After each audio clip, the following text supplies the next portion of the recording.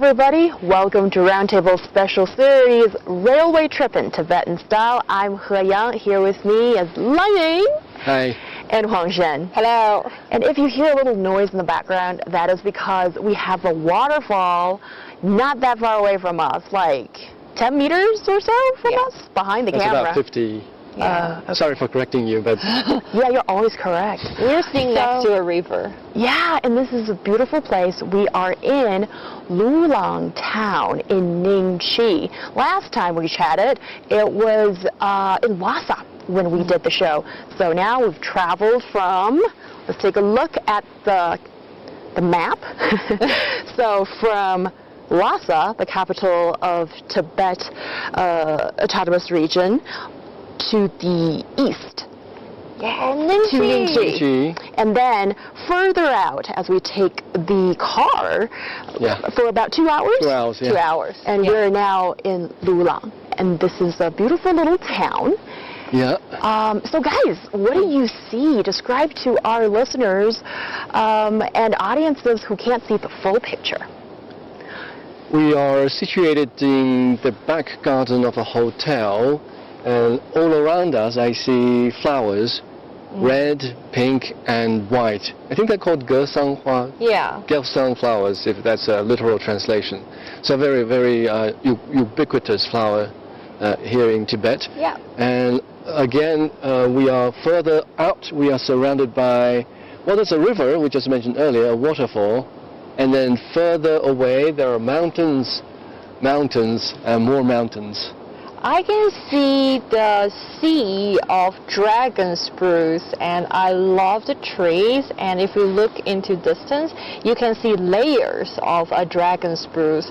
And sometimes we say Tibet is like a natural museum of plants, and it hosts a number of the genes of numerous plants. So I think just by looking at the surrounding, I can feel that it's like a showcase of the Asian plant life. Right. Yeah. So many flowers and trees. And it's important to point out to everybody because of the altitude of this place, and it gives reason to why we see these kind of plants and flowers here. And also we are at altitude of 3,300 meters above sea level. Slightly lower than Lhasa. Yeah. Yes. But we still feel the high altitude sickness when we move stuff around. Yeah, and also it gives this place such a beautiful vibe and something very special about Nyingchi and Lulang here because of the altitude, and therefore you see that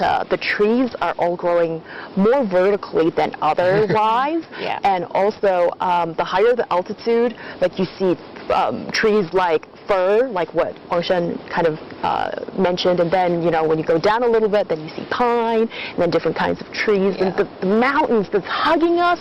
That is truly beautiful. Wow. What a serene feel, but also surrounded in nature. This is not what we're used to doing the Roundtable show. So we took this train. Lhasa to Nyingchi railway. Exactly, and this is a new railway line that's only recently opened in July 1st. End of June.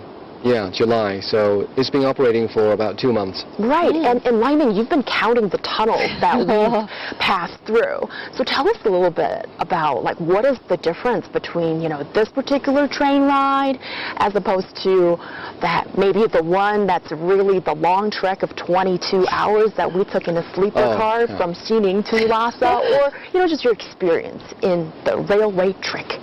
For one thing, the duration. We spent almost 22 hours on the train from Qinghai to Lhasa.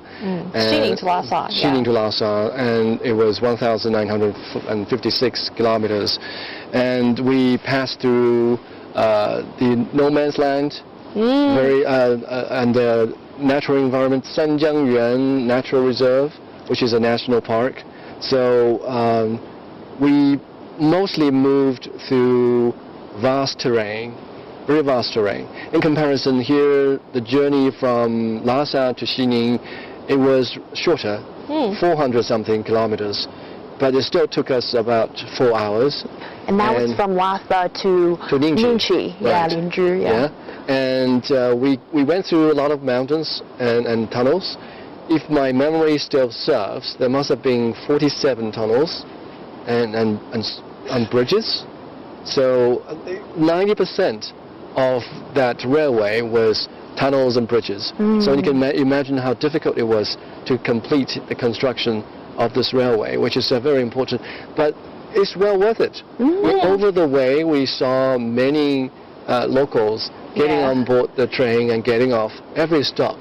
And some of them may not be very familiar with the experience of traveling by the train. But, especially high-speed rail. Yeah, but they seem to enjoy the ride, and naturally so, because this railway cut traffic time between locations along the line by almost 50%. Wow. So making it much easier for people to move around. Yeah, and that means that tourists will have a chance to, or have an easier way to get into Nyingchi if they want to, and also to Lulang, and also for the locals. This means that you could work here and, live in a different county if you want to. I don't know if many people do that, but in theory that is totally doable. Right. And also we came from Nyingchi to Lulang, this little town, and you happen to discover something along the way that is very interesting. Yeah, because we took a 2 hours drive from Nyingchi to Lulang town, and we just got a chance to get off the bus at an outlook point for a mountain. Oh yeah. Yeah, and that mountain is called Nachabawa. It's Nanjabawa. And I just talked to a lady who works in here, and she told me there's a folklore concerning this special peak. Because when you visit Nyingchi, and Lulang is a town that you can get the best chance to visit the highest peak in Nyingchi, and which is the Nanjabawa. And according to the local folklore, he used to be one of the sons of the god, and also he has a brother, I don't know, older or younger brother, whose name is the Galia Perry, the Jiala Baileifeng. So these two peaks, they used to be brothers, and both are the sons of the god. Wow. But the Gala Perry, he's too diligent and he works so hard, and the Nanjabawa was so jealous of him, and then just one day, out of his anger, and he did a very stupid thing, and he killed his brother and cut his head off, and that's the reason why... So the mountain's lower. Yeah, so that's the reason why when you have a chance to visit the Jiala Baileifeng, you could see the shape of the mountain is like a person's body, but without a head. Wow. And in terms of a little gory, but a little bit bloody really and brutal, right? And when you visit Nanjabawa Feng, and you cannot see the full view of this magnificent mountain. Why is that? Because he was so ashamed at killing his brother, so he wanted to hide himself in order to show his regret of doing something really bad in the past.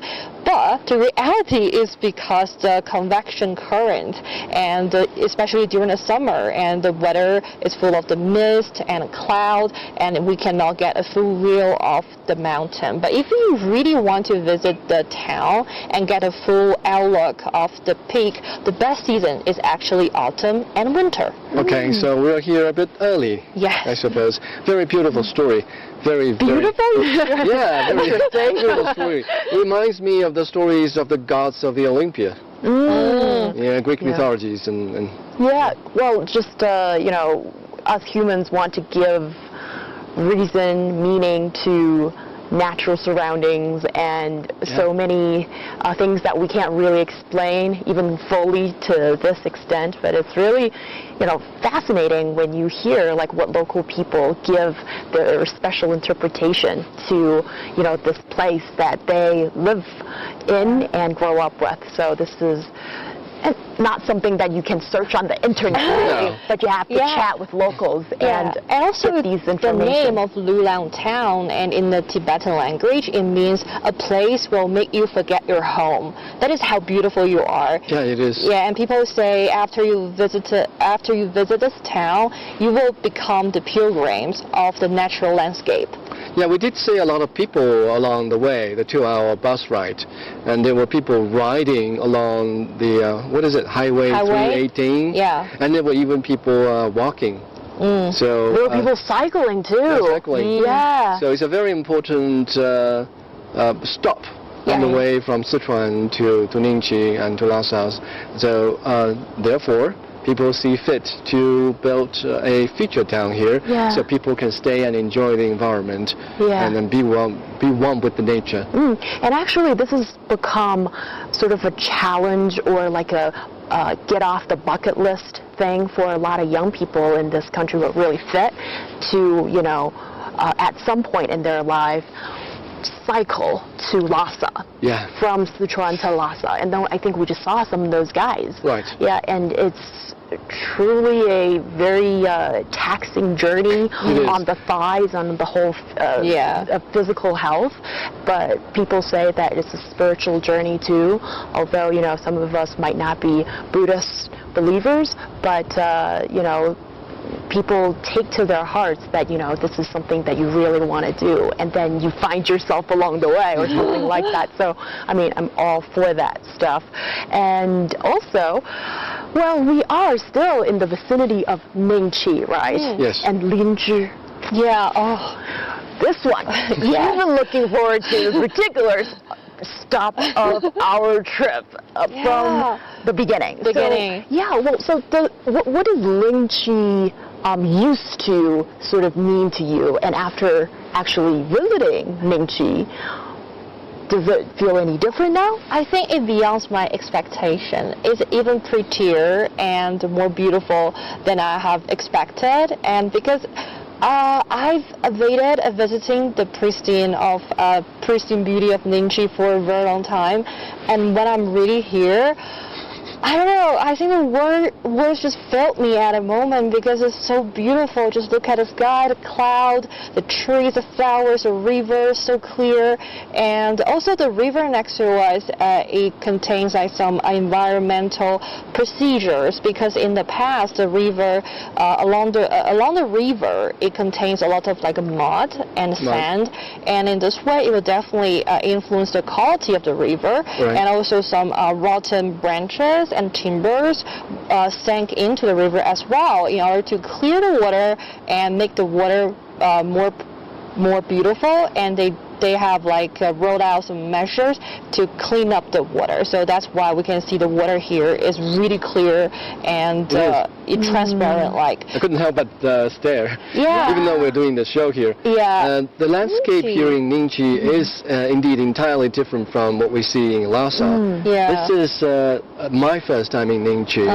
And I couldn't help. Do you know what does Nyingchi mean, like in the Tibetan language? I think I saw it somewhere, but I can't recall it right now. Throne of Sun. Throne of Sun. Yeah, in Tibetan. Wow. And because it's famous for its stunning landscape and untouched wilderness. Wow. That's Nyingchi. And with the average altitude of 3,100 meters, so it is the lowest region in Tibet, and that's why we feel much better compared when what we felt like in Lhasa.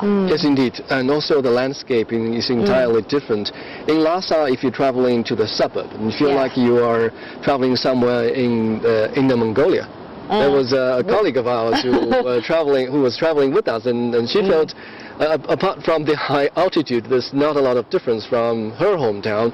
But here, along the 2-hour bus ride, we couldn't help but notice we were moving up and down the mountains, a lot of zigzagging, and some people were saying, well, I'm becoming a little nauseated. There was a bucket in standby in front of somebody. That was me. And the good news is it was never used. It was really difficult for me to keep it down, and you don't want to know what it is. How do you feel now? Yeah, I guess I am possibly out of us three the one that's a little bit weaker in getting climatized. So as you can see, if you're watching our video right now, Lai Ming's wearing a shirt. Huang Shan's wearing, so basically Lai Ming's wearing something like summertime or like maybe springtime, and Huang Shan's wearing spring autumn, yeah, but she's got this jacket on. And for me, I've got a hoodie inside and a down jacket, a really light down jacket on, and that keeps me like in perfect temperature right now. And this also maybe shows a little bit that when you're traveling in Tibet, it's most useful if you pack 4 seasons of clothing in your bag. Right. Yes, indeed. I think I had some heavy stuff put away somewhere, and I think if I were to go out some day in the morning to see the scenery as the sun rises, I should definitely put on some down jacket. And also, this is a little town that is outside of, well, not of, this is still under the jurisdiction of Nyingchi. Right. So that'd be a bit further out from Lhasa, and Nyingchi is actually quite far from Lhasa for local people. Yeah, and but if you're up for getting away. Oh, did you hear that breeze? Yeah, I was just about to say. Wow. Do you hear the breeze just blowing through the grasses in the meadow? I feel like I'm in a fairyland. This is really nice. This is beautiful. Doing this show, we've been longing to go outside and do recording, but now we finally get it. So mentally, you can feel the landscape and the beautiful view can heal your altitude sickness. I hope so. I mean, that makes one of us, all right. So I certainly think that for those who live in cities and you want like a nice getaway place away from the hustle and bustle, this is it. And what do we hear? Was that a drone? Maybe a drone or a wasp. Most likely a drone. I can't tell. Was it a drone or a wasp? Yeah. Or some endangered species of bird. Okay. Well, yes, this is a treasure chest of flora and fauna after all. So you wouldn't be surprised if you just see this, creature you've never seen before, and then or flower that you've not seen before, and it just appears here in Nyingchi or in Tibet altogether. Yeah, so with this little town, Lulang, it was actually officially open in 2016. Yeah. So, do you know the backstory of the town? Well, I think in the grand scheme of things, I think it was about the year 2016 when China started thinking about this plan of developing feature towns across the country. And initially there was a plan to develop about 1,000 feature towns throughout China. And here, Lulang, is that throw again? Yes. Okay. Go away. Anyway, here Lulang is, like I said earlier, it's naturally endowed to develop into a feature town. On the one hand, there's the beautiful scenery that we keep talking about.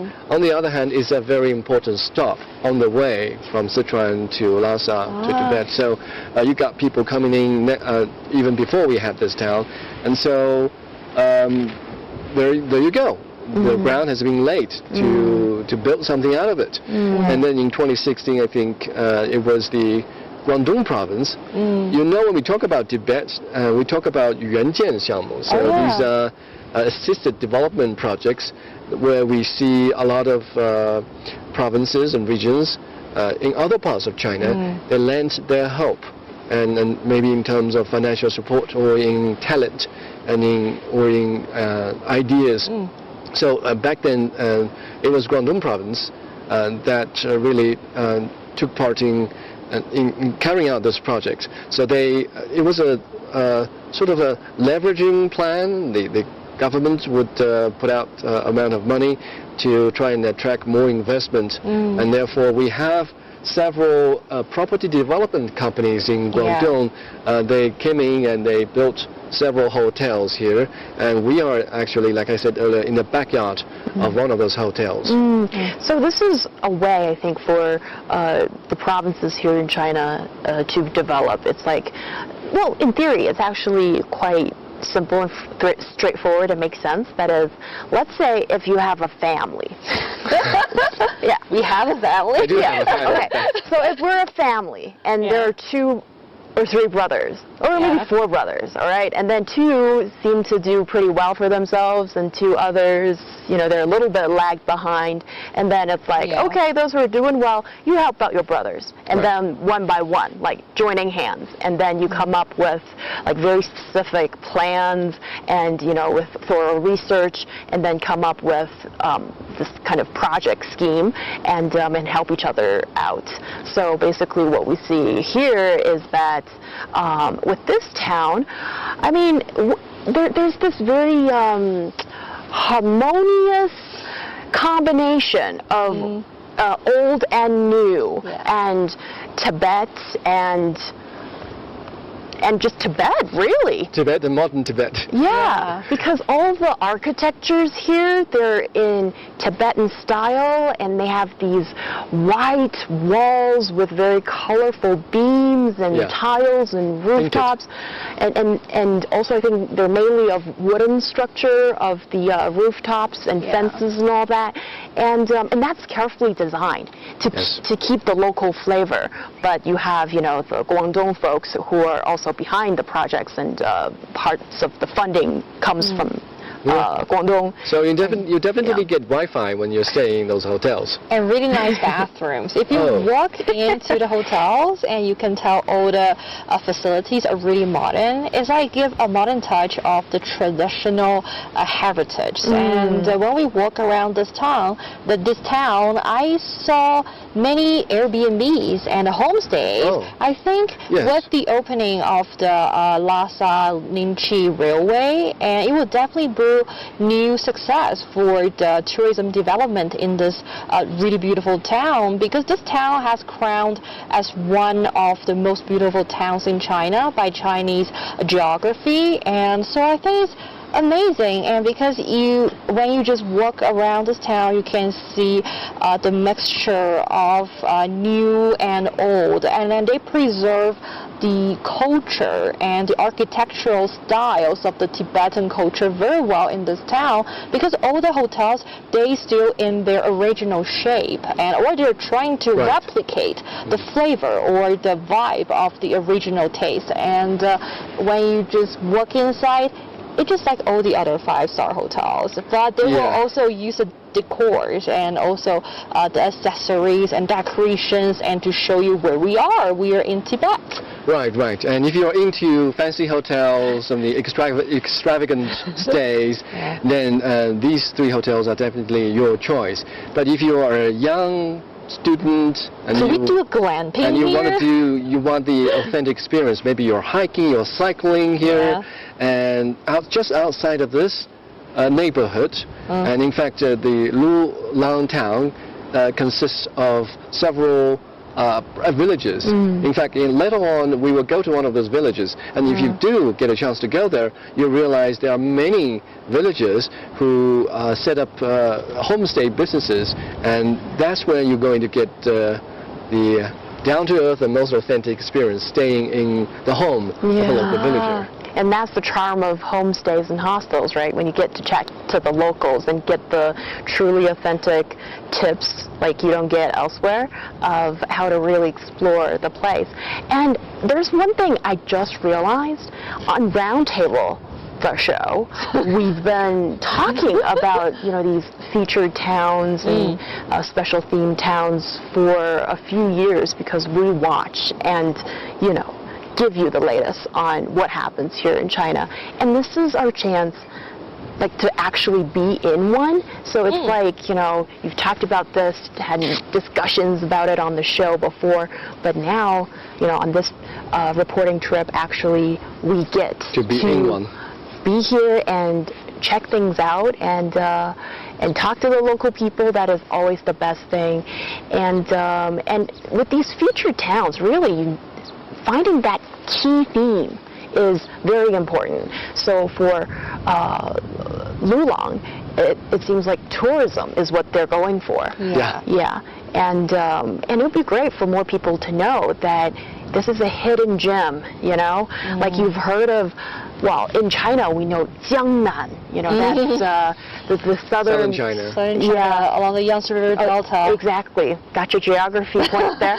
And since ancient history, that's been one of the most prosperous places in China. And it has a lot to do with the pleasant weather and climate there.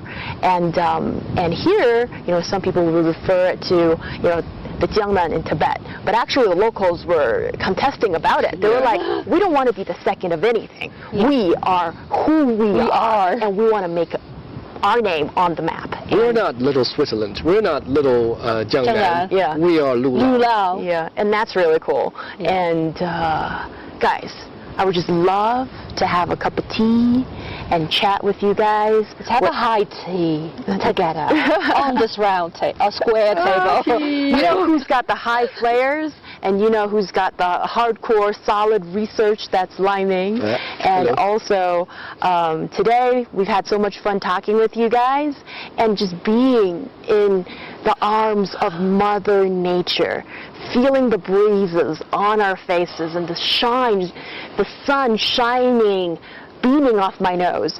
And I think that is probably the time to bid you a temporary farewell, as we will be back very soon on Roundtable. So stay tuned.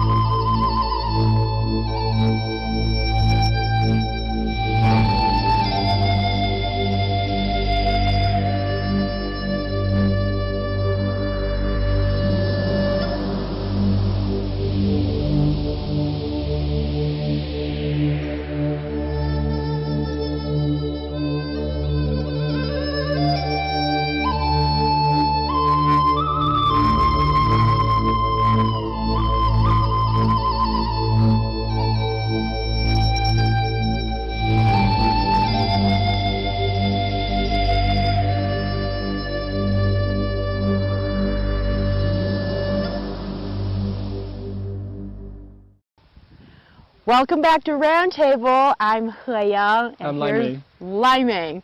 And we are still in Lulang, which is in Nyingchi.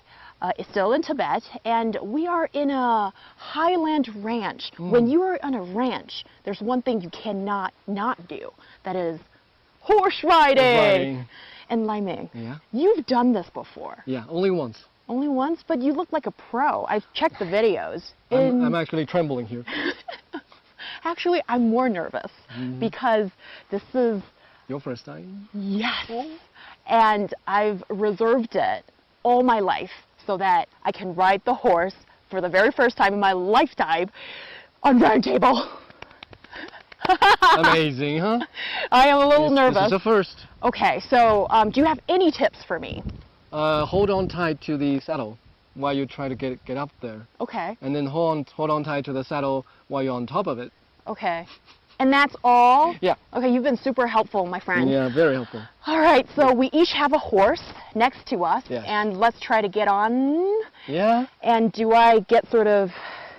I need a little bit of help here. You simply put your left foot here Yes. and put your right hand on the saddle. On the back of the and lift saddle. yourself on top. All right, okay, and I have a very nice local herdsman. Yeah, helping you out. Yes, and he's so kind to help me out Just, here. stay out of the way. Okay, everybody stay clear. This is going to be really messy. I don't know what's going to happen. Everybody just get out of like 1 mile radius because I'm really scared right now. And this is happening, okay? You can do it.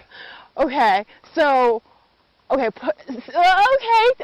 yeah, I'm doing this now, Use your okay. right hand. Pull yourself up. Okay, Lai Ming, pray for me. I'm doing this. Okay, I am. Okay, 然后您也帮我一下哈。Thanks for the help. Okay, 3. Okay, 3. Okay, 3. Count down, all right, thanks, Lightning. 3. Okay, 2. 3, 2. Don't mess up with my pace. 3, 2, 1. Yay! Okay, I am on the horseback. You're I on am on horseback. the horseback for the very first time in my Okay. lifetime. I'm just gonna quietly get on top. Ay. Gosh, Lightning, Yeah. so calm. Thank you. What a contrast. What? You made me look really, But- weedy. Not bad for your first try though. All right, thank you. Yeah. All right. So we are still in Lulang, as you said earlier. Whoa, oh, okay, and we're on the horseback, Okay. both of us. Okay, and let's hit the gas. yeah, okay. Oh, Wow. my horse We're is actually white, moving. and I think he. 请问这是女孩还是男孩? Oh, so I'm This on is a boy. he. Yeah. It's a. He's very sweet. He's very kind to me Yeah. so far. Mhm. How are you doing there, Lai I'm Ming? doing okay, although secretly very nervous. I can never tell when you're nervous. Well, okay. You're doing really well, my This is friend. me looking very nervous. All right. Well, I've never imagined that I'd be here, in the meadow in Tibet, in Nyingchi, and I'm on the horseback. Yeah, this is one of the tourist attractions at Lulang. Yeah, and Feature town. I think we've just ascended maybe 50 centimeters. 50? But it feels like, an earthquake up here. Yeah, just like on top of a mountain. Yeah. And would you look ahead? Look Oh, at the scenery. look at that, Lai Ming. Wow. Such breathtaking view. Yeah. Lulang is a beautiful little town, and we are in the middle of some mountains, I'd say, and there's countless trees of various shades of green, and the air is so fresh, and also I smell a whiff of horse, Manure. something like that. Yeah. It's what you get coming to a pasture or ranch. Yeah, this is beautiful. So far, so good, it feels. Actually, But aren't we forgetting something? are we? Oh, yes, we are. Oh, how terrible am I? We are going to ride our horses and go meet our friend Huang Xiaoshen or Huang Shen, all right? Okay, we'll see you at the other end of the meadow. See ya. See you soon. Hello everyone, I'm Huang Shen. I'm doing my archery in a highland ranch in Lulang town. So now I need to find my arrow. And the most important thing of doing archery is that you need to find the right bow for you. Now I feel like I'm Jennifer Lawrence in Hunger Game. Ugh, yeah. And for archery, the most important thing is your posture. You need to look as cool as possible. There we go. Good job. Whoa! Good well job, Dave. done. Hey, Huang Shen. Hey. Where have you guys been? Lai Ming and I, and I'm Liang, by the way, we've been horseback riding, and it was Yeah. my first time, so... I'm doing my archery alone. Oh, And great. we're here to join you. Actually, Lai Ming's going to learn from the master, Ooh. and he may. So I heard you said that posture is really important. It's very important. You need to look cool. Look cool, huh? Yeah. Wait. How do I, So first, First, it's stand the upright. stand upright and watch your footsteps. Footsteps. And you have to stand like this. Oh, Yeah, one leg in front. And let me try to adjust the arrow for you. And you need to make sure the bottom of the arrow and the top of the arrow are on a horizontal line. okay. So in this way, you need to readjust it and trying to put this here. All right. Yeah. There you go. Yeah, Okay. because there's a groove at the bottom of the arrow. Okay. So in this way, So how do I do yes. this? Now you need to aim Point up. going up and Point up. stretch. Oh. Yeah. It's going astray. It's very important to make sure the arrow stick to the string Okay. of the bow. Yeah. Okay, there you go. And now Throw your the time bow. to shine. Off you go. Boom. Uh-oh. Hey, at least I hit the, what is it? The Oh my God. cloth. You were Oh my so gosh. close, actually. Well done. Your performance is better than mine, honestly. Oh, thank you, I've been Sensei. practicing for half an hour Okay. for a good shoot. Oh. Well, when you've got a good teacher, you know, the student actually performs in a superior way from time to time. 青出于蓝而胜于蓝。 There you go. You learned the Chinese Do too. the translation here. Simultaneous interpretation. Already did it. No. Already did it. So if you've been watching the show or listening to the show, then you know that we are in a highland ranch in Lulang in Nyingchi in Tibet. So this is us doing some of the well, what the locals would be experts in. You know, like the horseback riding, recreational activities. Shooting arrows. with a very long history. And yeah, actually, you know what? Archery dates back over 10,000 years. Humanity's earliest weapon. Yeah, and when the bow and arrows, they were used for hunting and also warfare, for sure. And later it has evolved into a very competitive modern sport.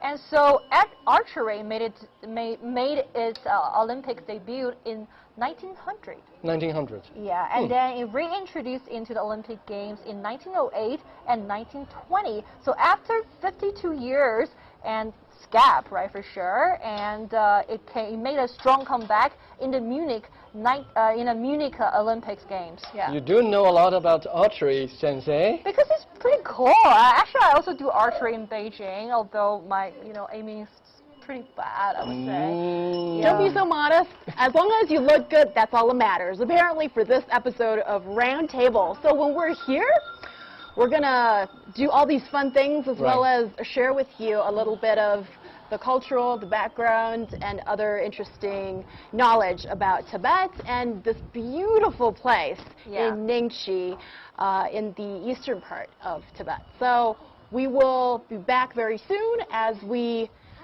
settle down and have a chat with you as we always do on Roundtable. So stay tuned. Stay tuned. This is Roundtable. I am He Yang, and here's Lai Ming and Huang Shen. Hey. Hey guys, we are now in a beautiful place. Yes, we're at a highland ranch in Lulang in Nyingchi, and we are sitting in the middle of grass, a meadow, that's what I call it, and there are like a sea of flowers around us, and it is just utterly breathtaking view. And also, don't be surprised if we have some wild friends wandering into the camera. I hear a horse. There's a horse right there. And there's a horse right over there. So feel free to catch and spot these, friends that don't usually appear. Handsome friends. They're so handsome, the horses. Right. Yeah, so how do you guys feel, for the first time sitting on a meadow and feeling the breeze against our faces, and also hearing the pine trees sing when the wind blows by? Wow. And also smelling that fragrance of nature.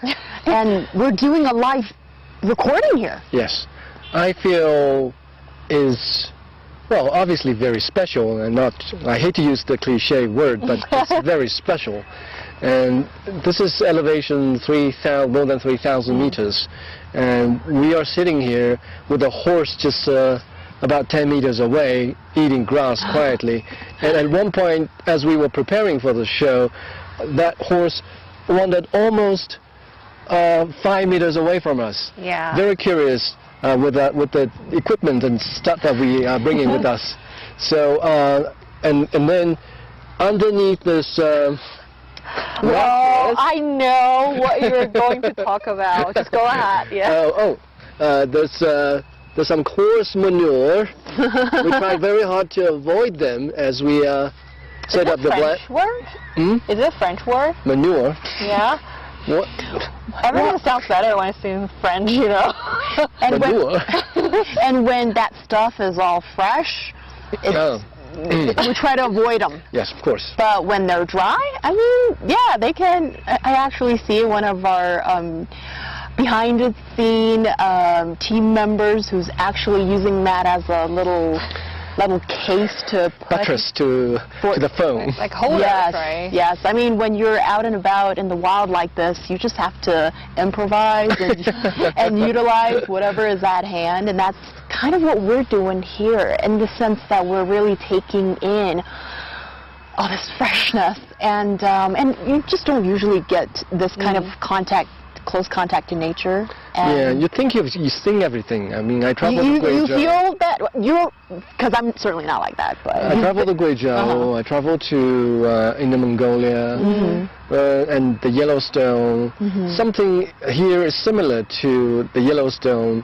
If you drive from Billings to the Yellowstone National Park in the U.S., on our way here, as we zigzag across the mountains, I get a similar feeling.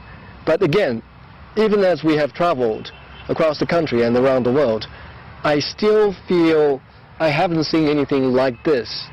Yeah, in Tibet. And also, Lai Ming, usually you have my full attention when you're talking, but just now, not really, because I was listening to the horses. I understand. for a few moments. Yeah. So how do you feel, Huangshan, being here? Yeah, I feel it's amazing to go back to nature. It's like a self-healing process, and it makes you realize the true meaning in life, and that's the meaning of a journey, is self-exploration, and you know what is the most important thing in life and what you want to achieve in the future.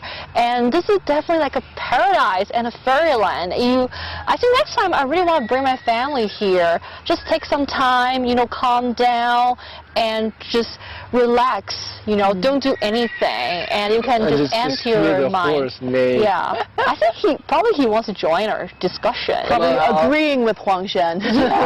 Good job. That's his way to say yes. Yeah. And earlier the horse was staring at us. I think he was very desperate for being on camera, you know. Yeah. And just look around, I see some other tourists, and they're driving their own vehicles. This also shows a new trend of tourism, that is the road vehicles, right? And people can just just get on board of their own car and drive and enjoy the beautiful sceneries along the road.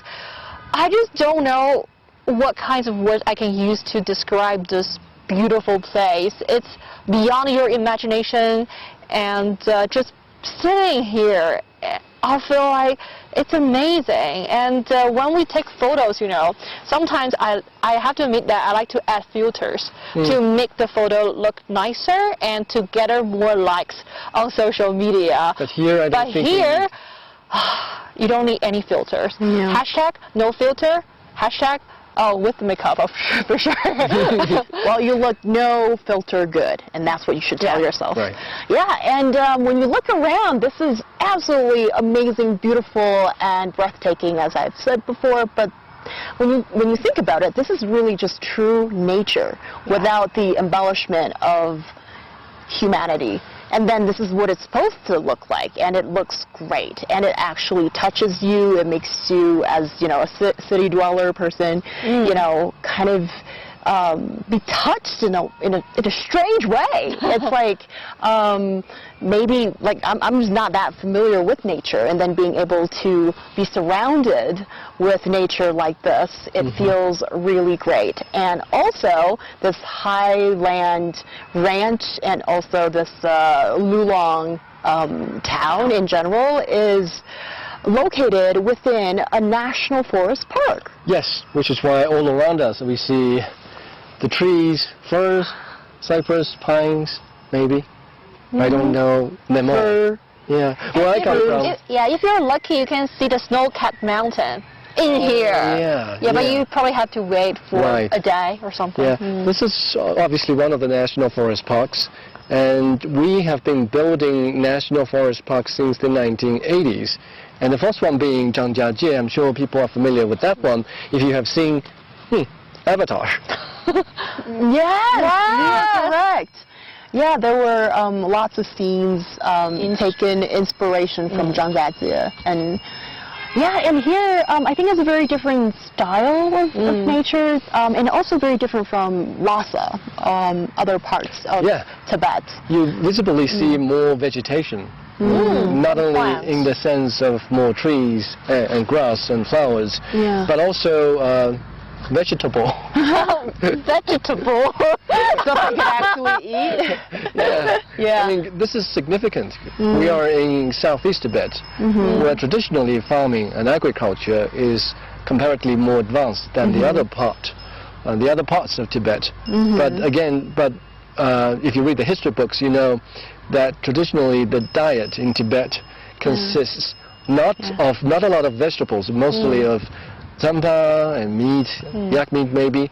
So, and this time around, as we travel, make our way across the mountains and then from Lhasa to Nyingchi, I certainly noticed a lot of vegetable patches, and that shows that our diet here has changed. Yeah, and you might have noticed that there's the bell sound. Yes, in the background. It's right there.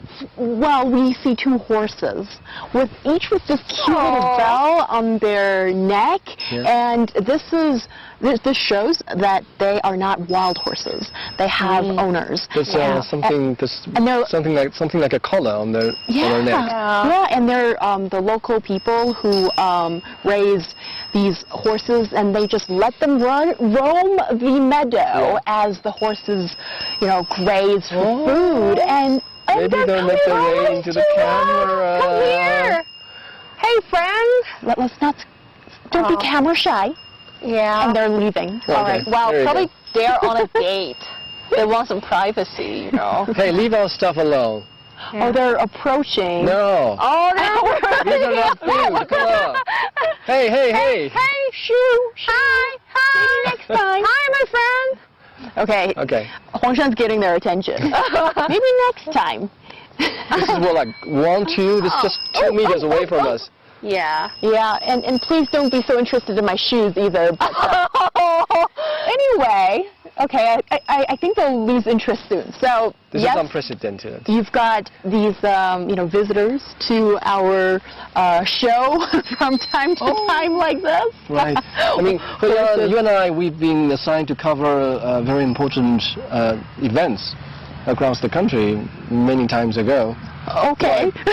Like the anniversary of the founding of the People's Republic of China, and other important occasions, and there are always some, on-the-spot issues to handle. But this here is something we've never been trained for. Yeah, I think it's a cute emergency. Yes, this is so cute and they are sticking around. Yeah. The horses and I kind of know what the horse is doing. Oh, they are interested in my shoes. Yeah. And oh wow. Oh, they want to eat. Oh no. Leave our stuff alone, please. No. And it's not good for you. Cardboard boxes aren't good. You're ruining everything. Please go. Please go. Don't take the bag away. Don't take that. Not Liming's backpack, please. Don't take my shoes away. Oh my god. Oh my gosh. Oh my gosh. Should we intervene? So. Oh no, it's actually the horse has a very hot temper. Should we leave the horses and let them go? Keep at it. Oh yeah. There you go. Bye-bye. Okay. See ya. Okay. Have a nice day.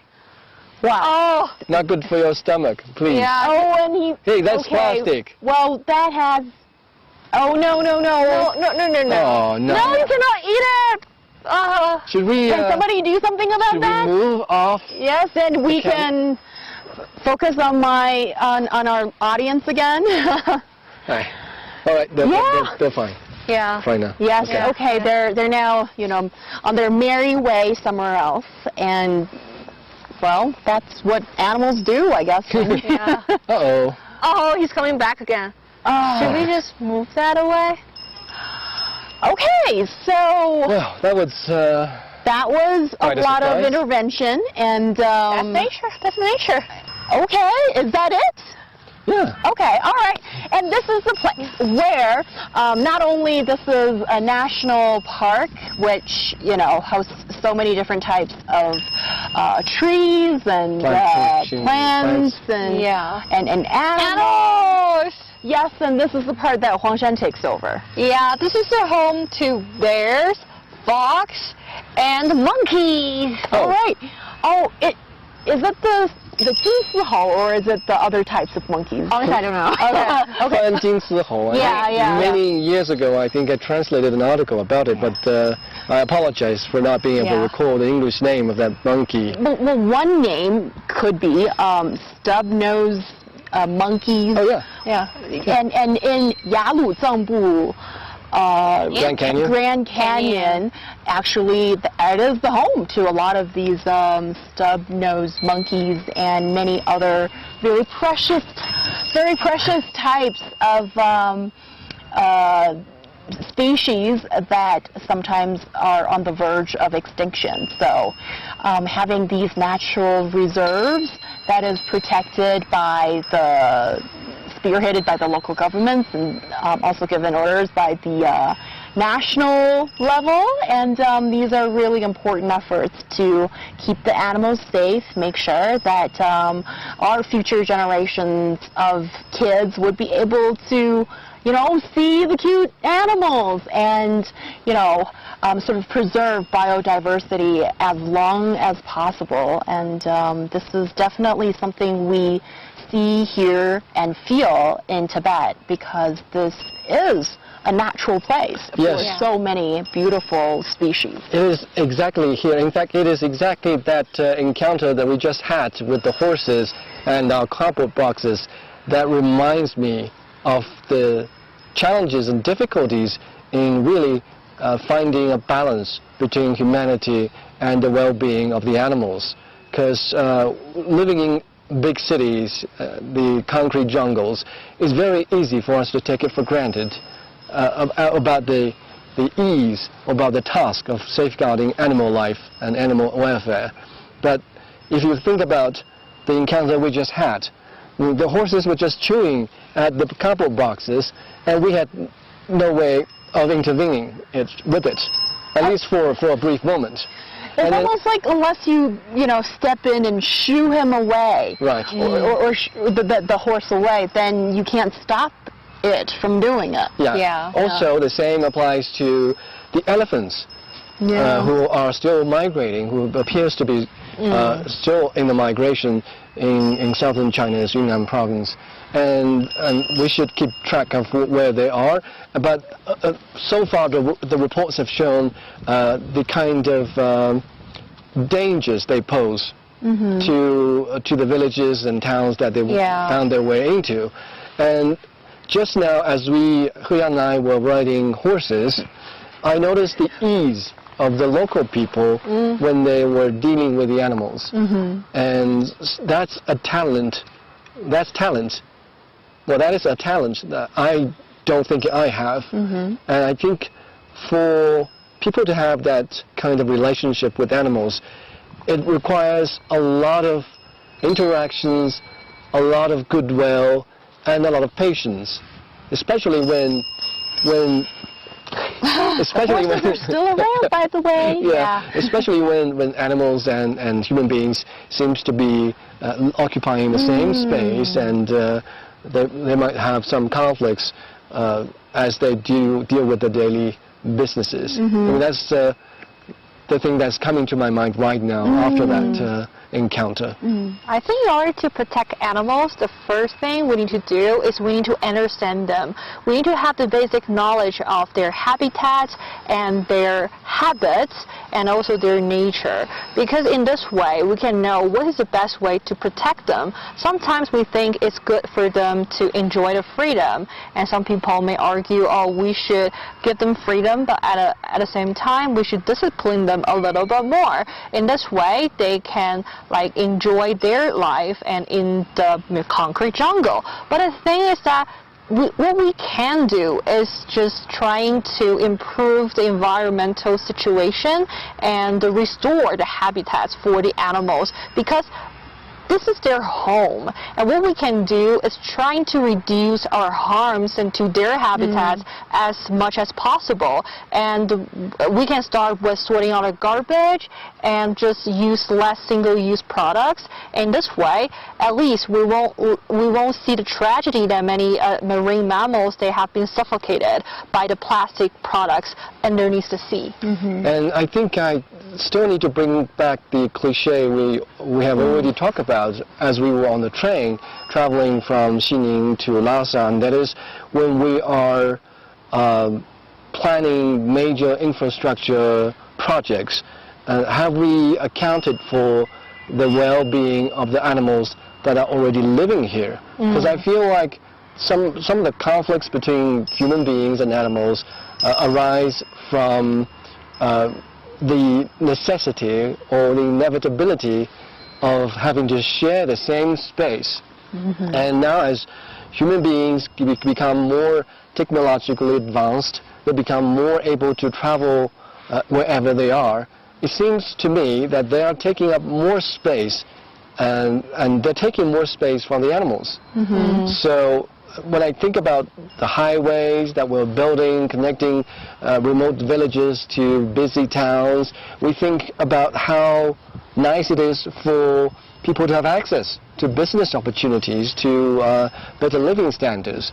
But then on the other hand, there's a huge cost coming with these infrastructure projects. And so here in Tibet, I'm happy to see many of these projects, even in the planning stage, there's these environmental impact report, trying to figure out whether there's a way to minimize the impact on the well-being of the animals here. And that's definitely on our minds, and I think it's an improvement to see that policymakers as well as the public have a great sense of interest in keeping this balance between human life and biodiversity and animal life, or whatever you call it. And you're listening to Roundtable. That brings us to the end of today's show. Thank you so much for your company, and I hope you enjoyed seeing our faces as well as the faces of horses coming in and out. And hearing them chewing at our boxes. Yes, and I think I heard cows mowing in the background too. You can always find us on Apple Podcast at Roundtable China, or follow our latest updates on our trip in Tibet, railway trip in Tibetan style, on Sina Weibo at 英语环球广播. Have yourselves a great day. We'll see you next time. See ya. See ya.